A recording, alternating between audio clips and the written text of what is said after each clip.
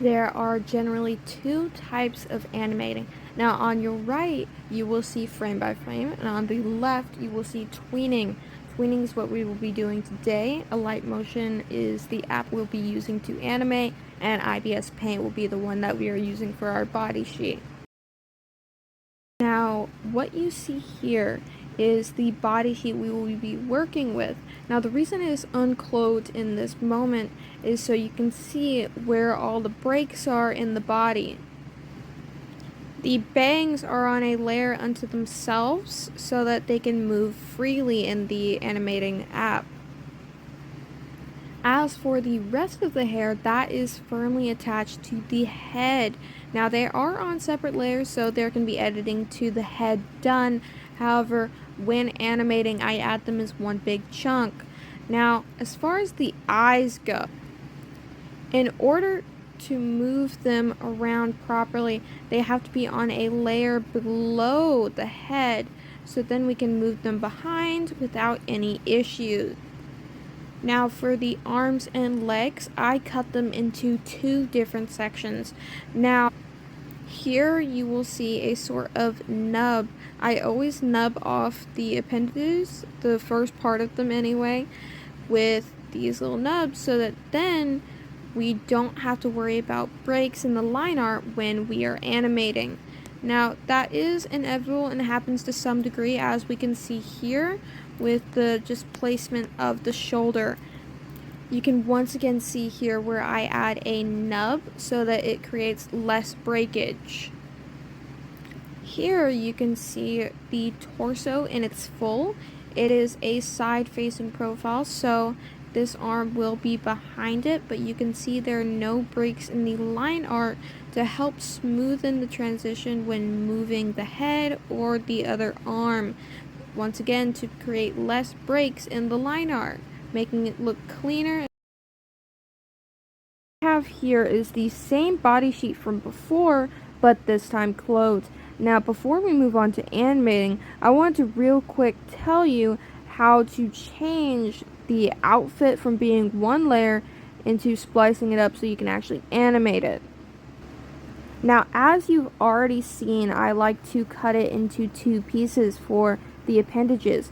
Now, what you're going to want to do to cut up an arm sleeve is you're going to want to make a duplicate layer of it. Then you're going to cut across the elbow, delete the rest, and then you're going to repeat this process. But on the other one, you're going to want to go a bit lower on the arm, so then you have room for your nub. Then you're going to round it off with the same art brush that you use to make the lining for the sleeve itself. Then you have it spliced and you can actually animate it. The same process is done with the legs. You can actually see where there's a slight overlay in the stocking. Now, it's not always going to be perfect, of course, but this is the best way that I've found to do it. Due to some difficulties with turning the screen in Alight Motion, which it sadly does not do, it may be a little hard to see what I'm doing, so I will do my absolute best. Now, what we're going to do first is we are going to rename the files. I've already done so. Now, you're going to click on the file that you wish to rename. Then in the top, in the very left, you will see the name of it. You can click on that and change the name. Next, we move on to pivot points. That's where it's going to turn from. You're going to want to select the file that you're going to make a pivot point for.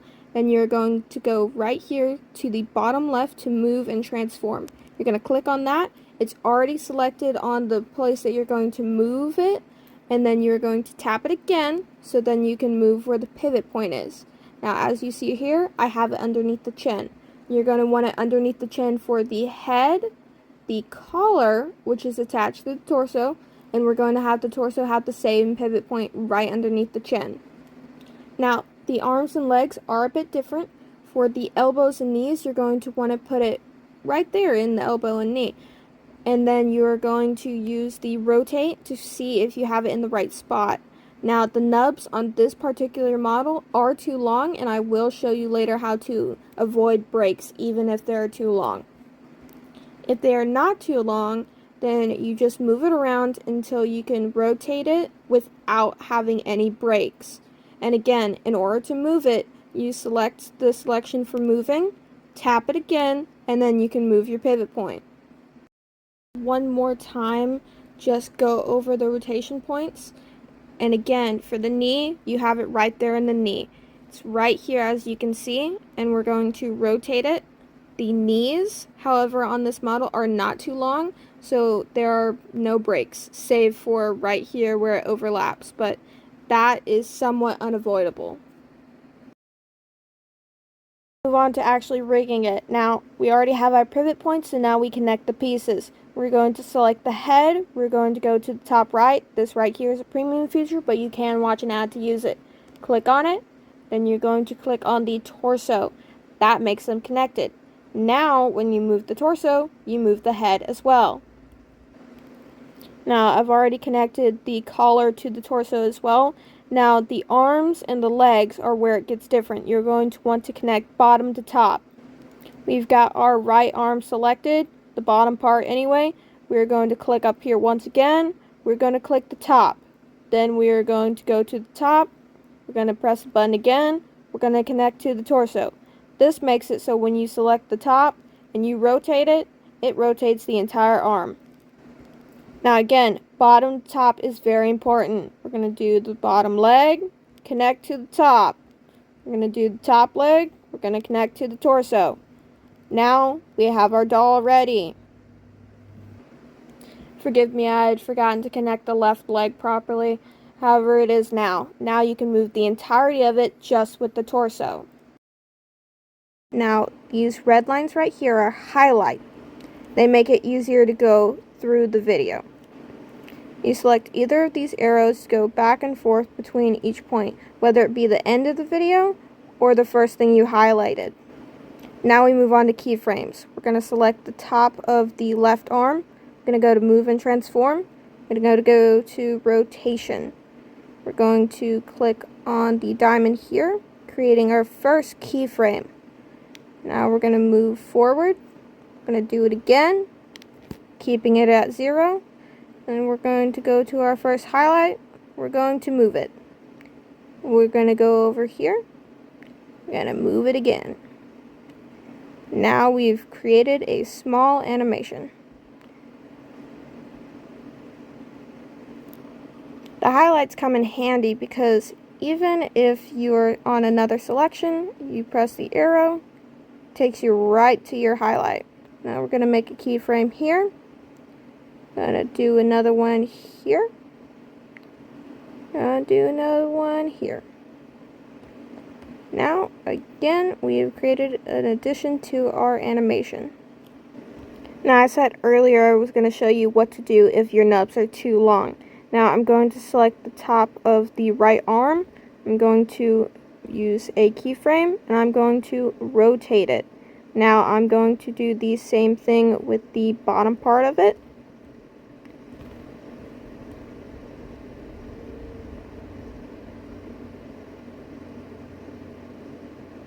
Now we can see breaks here. We're going to move it just a little farther so they're more pronounced. We're going to use the top one, and move it back just a little bit so it's not going underneath the face and into the collar. Now to avoid this, what we're going to do is we're going to select the bottom of the arm again. We're going to keep it on the move point now. We're going to make a keyframe here. We're going to go to our last point where it moves rotation-wise. We're going to move it just a little bit down. Now, the break is gone. Now, you can use this as many times as you want, but it is easier to just make the nub shorter, so then when you can make pivot points, you don't have to move it as well as rotate it. I'm going to finish this video off showing you a more polished version of that same animation we were just doing.